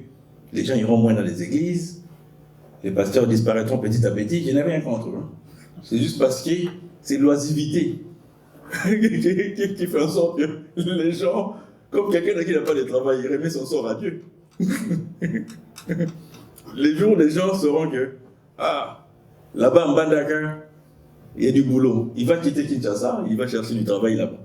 Là-bas au Kasaï, il y a du boulot. Il va quitter, je ne sais pas, Katanga pour aller au Kasaï. Là-bas, À Goma ou à Bunia, il y a du boulot. Il va quitter les Bas-Congo pour aller à Bunia. On voit des gens quitter Paris pour aller travailler à Marseille, à Lyon, parce qu'il y a du travail. Madame, tout passe par l'inégalité sociale. Et l'Afrique souffre beaucoup de ça. L'Afrique en général souffre beaucoup de ça. Et je parlerai plus du Congo parce que c'est un pays où je vis, que je connais, où j'ai dirigé. C'est l'inégalité sociale. On met fin à ça, vous ne verrez plus les enfants dans les mines. Parce que les parents auront les moyens d'éduquer les enfants. Les parents auront les moyens de vêtir les enfants. Les parents auront les moyens de nourrir les enfants. Juste pour rebondir sur cette question, je vous propose. Monsieur Bolamba, est-ce que vous n'êtes pas un peu dans l'angélisme sur cette question-là? Est-ce que vous sous-estimez vraiment les forces extérieures qui sont peut-être minoritaires, qui n'appartiennent peut-être pas à des États, mais des forces extérieures qui veulent vraiment que l'Afrique reste dans la confusion? Pour vous, ça n'existe pas tout ça? Pour moi, oui. Je pars même au-delà des forces extérieures. Oui. Quand quelqu'un dit non, lui c'est son destin. Moi je ne crois jamais au destin. Parce que l'homme peut faire son destin lui-même. Si le destin existe, c'est que Dieu est... J'ai toujours dissocié la religion de l'État, parce que moi je suis défenseur de la laïcité. Mais si le destin existe, c'est que Dieu est injuste. Pourquoi il doit laisser les autres dans la misère, les autres dans les bonheurs? Mais comme Dieu n'est pas injuste, c'est que le destin n'existe pas. Chacun de nous peut faire son destin. Par là, je suis allé au-delà. Quand vous dites que ce ne sont pas les États des individus, nous sommes en France, non? Là, j'ai dédouané 4 tonnes et quelques de nos matériels de campagne. On m'appelle au téléphone, on me dit non, Bolloré à l'aéroport de Djili a dit que vous allez payer autant. J'ai appelé la directrice commerciale, j'ai dit madame, vous voyez pourquoi on vous chasse partout en Afrique, vous n'êtes resté que chez nous? Elle dit moi je ne vais pas payer. Vous ferez faire les calculs ou je ne payerai pas. Et demain je vais vous appeler toute la presse, je vais dénoncer ce que vous, Bolloré, vous êtes en train de faire. Ils ont baissé. Ils ont baissé les taxes. On a sorti 4 tonnes et quelques des matériels de campagne il y a une semaine. Si quelqu'un prend les dessus sur vous, Yomo Liga. Les jours où je deviens gouverneur, je reçois les hommes d'affaires de ma province pour déjeuner. Je ne sais pas si vous étiez en Bandaka. Hein, pas là. On déjeune avec les Indiens là. Après, ils m'ont sorti une affaire de 90 000 $. Je les ai tous fait arrêter. Je dis donc déjà vous me manquez de respect. Moi je vous ai amené manger chez moi avec mon argent et vous me sortez l'argent pour que j'en fasse quoi? L'argent que vous voulez me donner, mais allez payer vos employés, augmenter les salaires. Après on a dit que je suis fou. Je les ai tous fait arrêter, les 4 Indiens là qui m'ont amené 90 000 $. Nakanga va sur place. Je n'ai pas besoin de ça. Un chef corrompu, pour revenir à la réponse de mon aîné ici, quand vous êtes un chef corrompu, vous êtes faible. Une anecdote, je suis allé en Bandaka il y a 3 mois, un homme des services de taxation. Il dit, en passant, parce que quand je passe, chacun dit ces choses, il dit, chef, quand tu étais là, notre travail était respecté. Pourquoi il dit ça? Parce que j'ai déjà eu affaire avec lui. Un inspecteur des fluviales là, pour les taxes. Un jour, on m'appelle, on me dit non, il y a un bateau de bois qui partait à Kinshasa mais qui n'a pas payé les taxes. Il dit que c'est le bateau de X. Par courtoisie, je ne citerai pas les noms de la personne. Haute autorité du pays sous le président Kabila. Quelques minutes après, mon téléphone sonne. Ah, gouverneur, non, les gens là, ce sont mes gens, il faut les laisser passer. J'ai dit, moi ce n'est pas de mon essor, c'est l'inspecteur. L'inspecteur vient chez moi en tremblant. Oh non, ils ont battu un nani. Il a dit, non, auto binganga, mais ils ont nani. Aux inspecteurs, non, salam, salam. Il dit, toi tu es qui? Tu es inspecteur? Mais fais ton travail. Ils n'ont pas payé, ben vous les arrêtez. Et dans leur système de taxation, j'ai dit, vous les même double taxer. pour fraude. Cette autorité a appelé une haute autorité. Il dit, monsieur, je ne peux rien pour vous. Il y a l'inspecteur qui est là. Appelez l'inspecteur. Si les gens que vous dites, les groupes là, sont en train de manipuler, c'est parce que nous-mêmes nous voulons. On vous manipule que quand vous-même vous voulez être manipulé. Si vous ne voulez pas être manipulé, pourquoi on va vous manipuler? Donc voilà. Une dernière question de ma part, pour bondir un peu sur ce qu'on dit, Madame Biekirdi. Nécessaire. Oui. Vous êtes candidat président de la République, mais vous êtes aussi un leader des communautés. Oui. Nous allons aux élections. Oui. Le peuple va aux élections. Oui. Or, votre analyse démontre qu'on est pris en otage par une pègre. À l'Équateur, oui. Bon, ce qui se passe à l'Équateur peut être dupliqué. Oui, chaque province a sa mafia. Maintenant, oui. Quel est le mot d'ordre que vous pouvez donner à ceux qui vont élire maintenant des députés ou des présidents? Qui est-ce qu'ils doivent élire et qui est-ce qu'ils ne peuvent pas élire? Je vais bondir sur une chose. Nous trouvons que dans cette racaille, entre guillemets, où il y a tous beaucoup laca, entre guillemets, ça donne l'impression que tous bombardent maintenant soit leurs fils, ou leurs filles, ou leurs beaux-frères, ou le reste, et ça forme tout un conglomérat. Ne pensez-vous pas qu'on est maintenant en danger, où on risque de se glisser vers une démocratie mafieuse, où le peuple risque d'être pris en otage? Quel serait votre mot par rapport à ce peuple? Comment est-ce qu'on va voter dans cette situation? Merci. La première question, c'était sur ce qui... Oui, nous sommes sur cette mafia organisée. Oui. Maintenant, on va aux élections. Et leurs enfants. Ouais. Vous savez, un jour, j'ai regardé un candidat président de la République qui veut faire la refondation du Congo, M. Sessanga. On a eu un différend avec lui parce qu'il était à Nyoki, le 16 août de cette année. Il a dit ouvertement que les mercenaires sont mieux payés que l'armée. Moi, je lui ai dit une boxe, j'ai dit, monsieur Sessanga, nous sommes des hommes d'État, on ne va pas dénigrer notre armée en public. Même si tel est le cas, on peut voir le président de la République et les commandants de cette armée en partie et lui en reprocher. Pour me voir, il a envoyé les gens m'insulter tous les jours sur Internet. Mais il parle de la refondation du Congo. Vous savez qui est sa suppléante? C'est sa petite sœur. Mais quelqu'un qui veut refonder le Congo dans le népotisme. Il veut refonder le Congo dans le népotisme. Donc dans son parti, qui s'envole, soi-disant, il n'y a pas de compétences. Moi j'étais gouverneur, cherchez-moi dans toute la liste du gouvernement s'il y a un Bolamba. Ça n'existe, ça n'a pas existé. Mais j'ai des frères et des sœurs qui ont des compétences que je pouvais aussi placer autour de moi. Pas un seul bonhomme. Ce n'est pas parce que mes frères, mes cousins, mes nièces n'ont pas de compétences. On a une famille on a eu la chance d'avoir quand même une certaine forme de bagage intellectuel. C'est parce que je ne suis pas un dirigeant du népotisme. Ce que vous venez de soulever comme inquiétude, je l'ai dit à la population. Je leur dis, si vous voyez si vous voyez quelqu'un venir avec son fils comme son suppléant, ne votez pas pour lui. C'est quelqu'un qui ne veut pas votre bonheur. On n'interdit pas à leurs enfants de faire la politique, mais ils peuvent émerger autrement. Et moi-même, il y a un candidat qui est là, chez nous. Lui-même, il est député provincial parce qu'il veut redevenir sénateur. Il a placé son fils comme candidat député national. Et sa fille comme suppléante. Son beau-fils. Mais il parle de changement. À la population, ce que je leur dis, vous n'êtes pas sous la coupe d'une monarchie des politiciens. Les politiciens du Congo, ce n'est pas un royaume.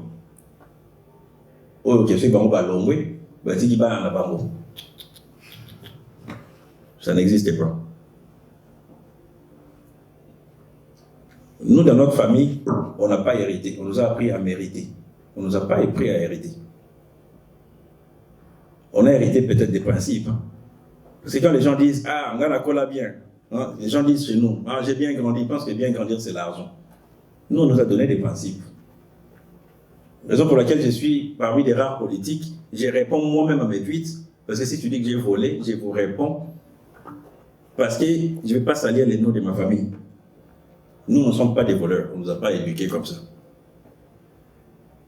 Un jour, j'étais avec ma fille, dans la voiture.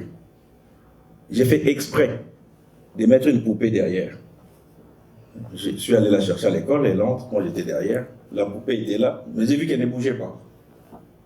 Une petite fille normale devait courir pour prendre la poupée. Alors, je lui ai dit, mais pourquoi tu ne prends pas la poupée? Et non, papa, tu nous avais dit, si on ne vous dit pas que c'est pour vous, ne prenez pas. C'est ça la base, si je reviens, c'est que mon frère avait dit. L'éducation de base. Et les enfants grandissent avec.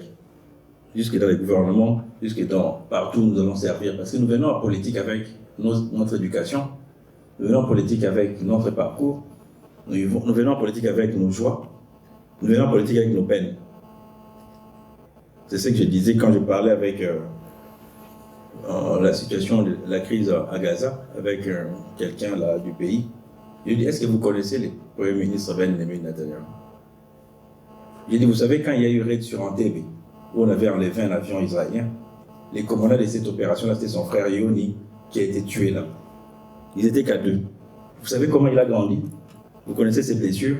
Donc chacun de nous affronte la vie en adéquation avec sa situation personnelle. C'est ça. Raison pour laquelle moi j'ai du mal à condamner. Comme je disais tantôt, je pense à mon aîné ici, je vis pour la compréhension, je ne vis pas pour la raison. Aujourd'hui, tout le monde accuse les Rwandais pour se faire des voix. Ah, Kagame, ah, les Rwandais. Qu'est-ce qu'il y a eu derrière pour que ces gens se comportent comme ça envers nous? Posons-nous cette question. Avant d'accuser, ah, les Rwandais ont fait ceci, ah, Kagame a fait cela. Je ne suis pas porte-parole du Rwanda ou du président Kagame, il a son pays. Mais qu'est-ce qui s'est passé pour qu'on en arrive là? La question que moi je me pose toujours, qu'est-ce qui s'est passé pour qu'on en arrive là? Je pense que ma soeur a une question. Bonsoir. Voilà. Si je vais monter le parole, parce que j'ai vu que tout à l'heure on faisait signe qu'on va chuter. Alors je me suis posé la question. Je sais que c'est des journalistes qui sont devant, mais les gens qui sont derrière, comme moi, je suis une pauvre femme. J'ai quitté des noms, je suis avec madame Léné qui est là. Elle est de moi, elle vient des Mataka. Quand on s'est fait interpeller par le monde de Bolango, pourquoi pas on va venir. Okay. Alors moi, j'ai 3 questions que je voulais savoir. La place de la femme entrepreneuse congolaise, est-ce que vous avez pensé à ça? Et les immigrants qui sont sortis au Congo, pas que les diasporas, pas que des gens qui sont ici, mais est-ce que vous avez pensé les Congolais qui ont quitté, qui n'ont même pas de l'Europe, qui sont aujourd'hui à Brazzaville, qui sont en Centrafrique. Aujourd'hui, on peut dire que ça fait 20 ans qu'ils sont partis et ils ont eu des enfants. Ces enfants-là, ils ont 20 ans. Je crois qu'ils sont en train de perdre d'où ils viennent. Je suis victime de ça. Moi, je viens de l'IMECEN, c'est Bangui Équateur. Mais aujourd'hui, je suis obligée de se faire identifier, de dire aux gens, tantôt je suis des Centrafricains, parce qu'il y a eu de migration. Tantôt, je vais dire aux gens, je suis du Mongo. Tantôt, je vais dire, je suis du Binza. Parce que l'histoire de mon pays même, les enfants d'aujourd'hui, on peut dire, moi, par rapport à mon âge, j'ai eu quand même la chance de connaître un peu. Mais aujourd'hui, l'histoire est en train de s'effacer.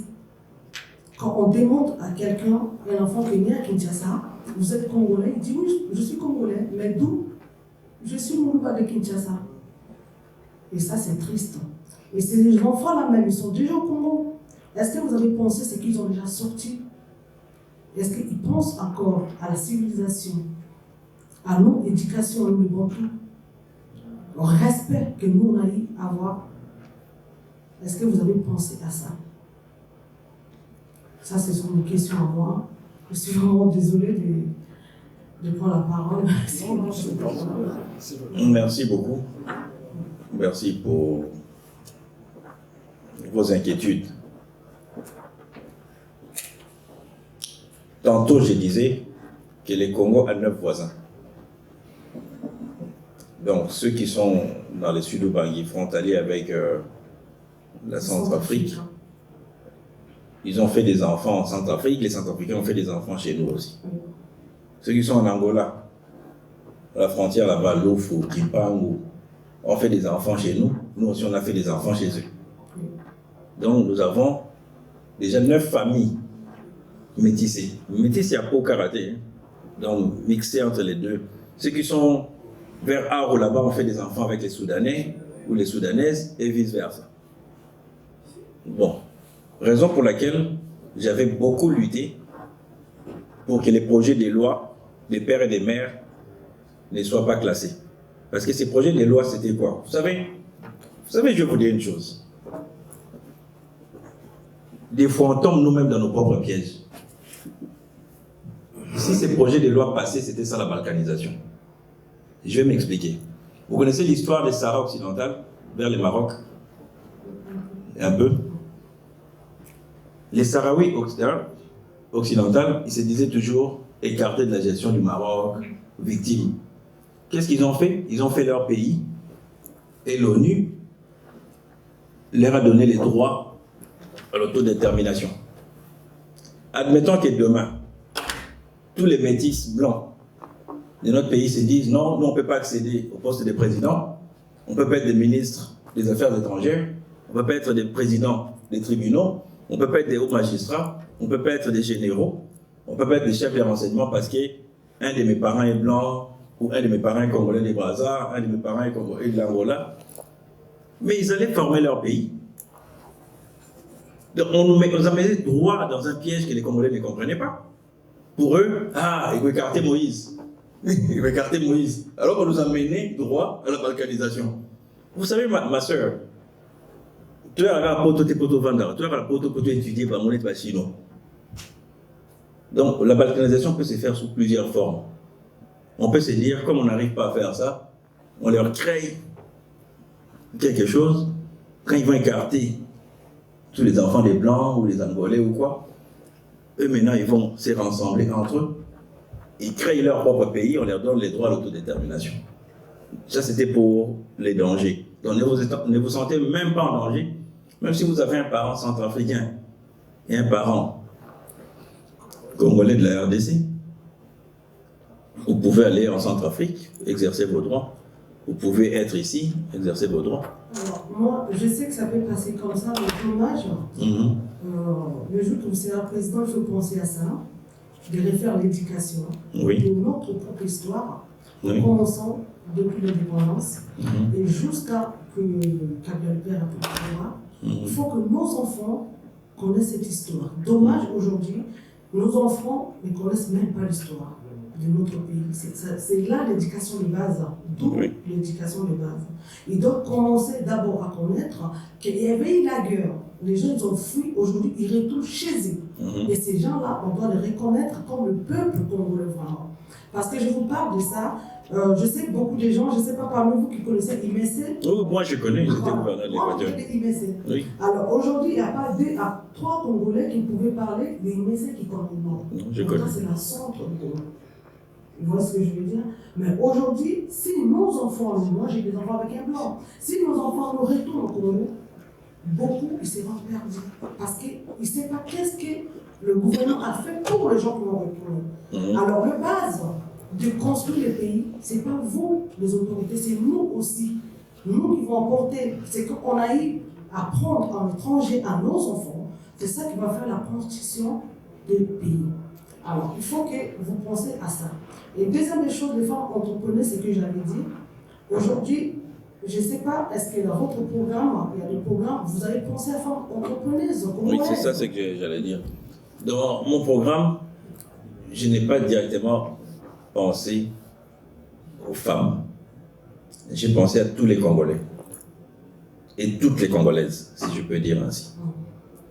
Quand on mettra en place notre plan d'austérité, le pays, croyez-moi, aura assez d'argent pour financer ces entrepreneurs.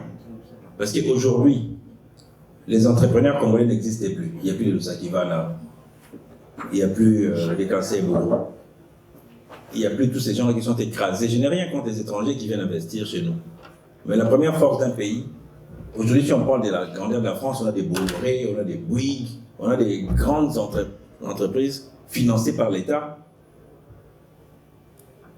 qui font les affaires ailleurs pour apporter l'argent à la France.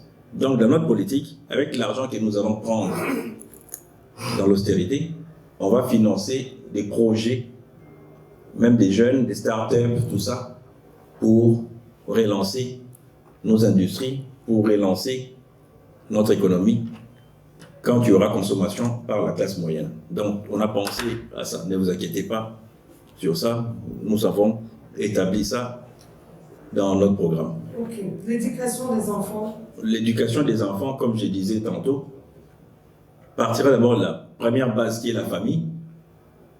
C'est la base de l'éducation. Aujourd'hui, les familles n'existent pas parce que les parents n'ont pas d'argent. Les parents ne sont pas rémunérés. Les retraités ne sont pas rémunérés. Dans les partages sociaux que nous mettrons en place, la famille trouvera sa place, les enfants seront éduqués. Les maîtres, comme on l'appelle chez nous, de l'école primaire, avec son salaire, il sera bien, donc il peut dispenser les savoirs à bon escient, ainsi de suite. Tout part des répartitions des richesses. Un pays où l'inégalité sociale persiste, c'est un pays qui n'existait pas. Ok. Alors, monsieur, je vais m'arrêter là parce que j'avais tellement vraiment dans la gorge. On s'en fout du temps, on est là vraiment pour vraiment comprendre et qu'est-ce qu'on peut faire pour construire notre pays. Alors, l'éducation des enfants, oui. Il faut d'abord penser à ramener ce que nous on a eu d'abord au niveau de l'école, l'éducation de base. Le respect aujourd'hui, il n'y en a plus. Et la civilisation. Oui, mais ce que j'ai dit aujourd'hui, le respect, il n'y en a plus parce qu'il n'y a plus de familles. Voilà. Les adultes n'ont pas d'argent, ils sont dans la misère. Maintenant, quand un kabakaba, il y a un voyou chez nous qu'on appelle kabakaba, vous connaissez? Quand un kabakaba va là-bas, il braque, il vient chez lui à la maison, on ne va pas lui demander où est-ce qu'il y a eu l'argent. L'essentiel est qu'il a ramené l'argent. Parce qu'on a détruit les tissus de base, qui est la famille. On va rétablir la famille et on va remonter la chaîne. En tout cas, merci beaucoup. C'est moi qui vous remercie.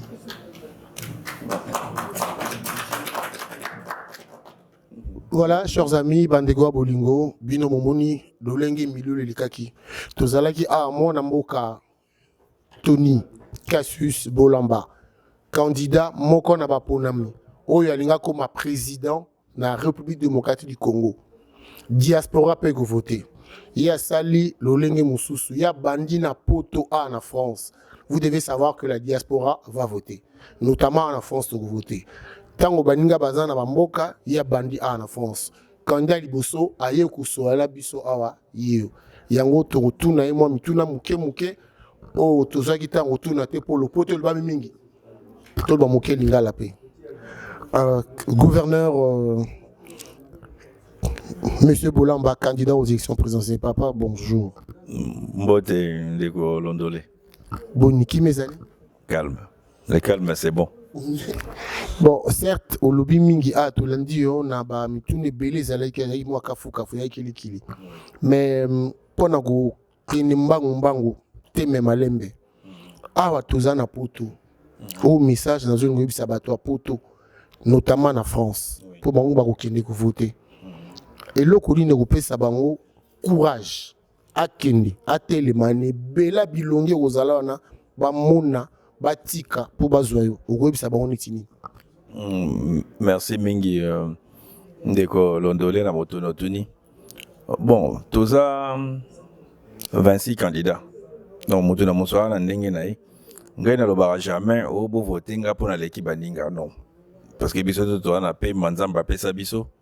Biso to yebe loba. Nga loba kenga na memi contrat. Yanga na ba congolais. Contrat yanga na diaspora. Parce que moni bandeko mingi baiti. Parce que mingi bauti musala, yoba ki pe bana, tout ça. Ngai naza mutu na vandi na binawa, na vandi na mwa ba poto ebele. Na ebi pasi nini o bandeko bamona na poto. Ndenge tango to robima libanda wa malili eza makasi. tant que soutenir comme en période d'hiver au moins la bande comme ça on a mo idée alors que ça là na 6 heures ils ont molili à 17 heures ils ont molili na bi passe ya diaspora ya ngona ndenge ndeko londolo bingai na bandia wa parce que liboso na uta na uti na poto donc na bi passe mutako lo ba diaspora mieux que tango mosusu ba candidat mosusu azati po na bi diaspora na ba facette na ngonyonso tango ba ndeko misusu bazo finga biso bato ya diaspora que tuzana ba adresse te na Kinshasa to vanda pas ba boti parce que yebi ba réalité na biso ate biso ba réalité na biso c'est normal to tongate c'est normal tout en épargne te pour biso bato ya diaspora to jouer un rôle où l'état il faut ça là soki muto abeli biso muto tinda mbongo soki muto akufi biso muto kundaka même soki muto abali biso muto tinda mbongo na ba anniversaire parce que ba collation mukolo diaspora osala mukolo moko jour moko diaspora nyonso na monde batindi mandati ya mbongo na Kinshasa et mettre social et bosalama donc nayi pona solo na ba premier partenaire économique en mbongo na biso eza diaspora boye bake tango ngai ndeko na bino na kokoma il faut to luka ndenge nini to organiser ba moyens pona bandeko o ba ozonga projet moko na ngana sala wana Équateur na ngana sala cité moko kana simakota Air Congo bato ba ebi Air Zaïre tozali déjà kutu pour parler na biak pour to financer cité pour to inciter diaspora bato équatorien bazonga na mboka mais projet to rememango au niveau national ou to tonga ba cité pour mbongo wana ezali pour to inciter diaspora o ba rozonga pour ne ba finga ibiso to na ba adresse te to na ba ndako te to vanda pa ba boti ba o ba rozonga ba iba déjà que to nga to tient en place cité moko pona bango ba roya bien sûr et aux à la gratuité to pesa moi quelque chose de symbolique pour to inciter retour ya diaspora peut to diminuer ba douane surtout au moins bande ko bana biloko routine de belé douane les qui cher si on a plein austérité autour de ça là na mbongo to zona bateau ba gagnera $30,000 tant comme on gagner $3,000 mbongo na mso to réinvestir en pour un système à taxe na biso et au ça là comme to combler ba taxe qui da bande ko bana biloko ebelé batinda pona et alléger souffrance à la population. Ce qui ne sera pas facile, mais bon, bonne chance, hein, pourquoi pas. Facile, parce que mbongo waneza. Ngai nazaki gouverneur, na yebi mbongo nini bayi bara mboka wana. Non, eza mo payate o agérate o ayebi loroti na profanité. Tomoni ba tunyo surtout baso le kana ba candidat nyoso à députation présidentielle bazo za ba devise na bango. Oka mutu musa che devise ekoki esili eloko ni nango candidat Bolamba azuya nango pona rosa donc devise na yo slogan no ezeni non slogan ngeza austérité na lingala po austérité lo bien na lopoto OK non pe na France na lingala po bato comprendre na lingala eza to kitisa ndenge ba mikonza mboka na bato mususu tozopona baosalela mbongo mboka eleki ebele pesa biso ndakisamo ndakisaneti ndeko député azwaka $20,000 salaire ne fait comme na $2,000 ndeko député o à Kinshasa ndeko député mususu ndeko ministre azwaka 30,000 salaire ne fait comme $3,000 namoni ndeko adi lobi ngana zaki gouverneur na otala batu nakutaki salaire ba gouverneur 15,000 ngana kitisa yanga 5,000 donc 10,000 otika kiango pour to investir na école pour bana batanga kelasi gratuité banda ina Équateur. Bon siko ba député bazotala ba président ba sénateur ba sénateur bazotala ba président assemblée ba président sénat bazotala yo za na besoin ba pona yo au moins que binemel boso yo poni bango wana oza prêt au bunda bitumbo non eza binemel boso te po biso tout na politique to le baratoire osa la mboka. Donc, si tu es comme ça, il faut pas linga que tu aides dans le lobby. Pour nga moko na kitisa sa salaire nanga de 15,000 à 5,000. Bango pe ba kota na idée nanga. Pour biso tout na politique, biso tout bato au sa lamboka. Ya wana opesa bango idée, tant to koma wana. Ngata on a président, na ba salaire nanga za 10,000 et za 2 millions. 10,000. Gouverneur Nazari na 5 000, le président Rose doit à 10 000. Il faut foutre à courant, président, c'est à mon nez, n'était la palais de la nation.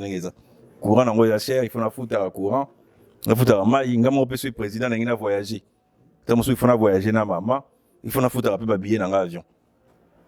Donc, les Athénas ont avion à l'État, TTT. Président, nous voyager dans l'avion normal. Pour tout ça, l'économie. Voilà, Tongagi Toka, moi, Namboka, candidat, Nabiso, Namaponami. Surtout, il y a présidentiel. Beaucoup l'année, ma Milika qui a une conférence de presse de Salaki, Bazalaki, Bele, Brota, là-bas. Surtout, na Pessimbo, Tenesiga, Nauta, Ngana Cezangali, Radio Mangembo, Bobo Tobondeko, Papa Pouloulou, Bozala bien. Comme je vous avais dit, à chaque fois, nous aurons l'occasion de recevoir des candidats aux élections présidentielles. On a poto, on a France. En France. Mais en France, nous avons voté. Nous avons lobby dans des colondolés a dit nous avons passé na biso. Nous avons passé na biso. Nous avons même austérité. Tant qu'on a diminué par mon député, il y a des ministres, il y a des gens qui quittent. Tout comme Kabola, richesse en boka. Tous les gens qui ont posté au petit Moussala n'a pas si. La fin du mois, il faut qu'on ait sorti de l'andéco. Tout banda ko se reconstruire awa pour l'avenir à bas na biso. So ibo monike idée nga na memi eza malamu bo ponanga. So ibo monike ba idée ba ninga mosusu eza malamu bo pona bango. Merci beaucoup, Président. Voilà, chers amis, continuez, restez branchés sur Adi Leba TV. N'hésitez pas de venir encourager vos candidats. Bozité Tegokoum Sabakanda Nabino, parce que l'émission au Tolobi en élection 2023 présidentielle. Adi Londolé, le célèbre journaliste, c'est beau comme de je vous dis merci, à très bientôt et bye.